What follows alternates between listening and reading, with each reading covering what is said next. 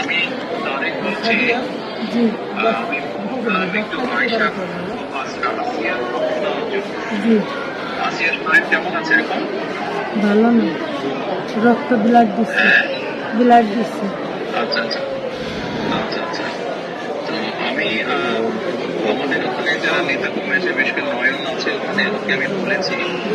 আমাদের বাংলায় যারা নেতৃত্ব আছে তাদেরকে আমি বলেছি যে তারা আমার পাশে থাকবে, তারা আসিয়ার পাশে থাকবে, যাতে করে আসিয়ার ন্যায় বিচার হয়। জি আসিয়ার সাথে যারা অন্যায় করেছে তারা যাতে শাস্তি পায়। জি এর জন্য আমাদের অবস্থান থেকে আমরা চেষ্টা করব, যতটুকু সম্ভব আমরা চেষ্টা করব যাতে দেশের আইন অনুযায়ী আপনারা যাতে সঠিক বিচার জি পেতে।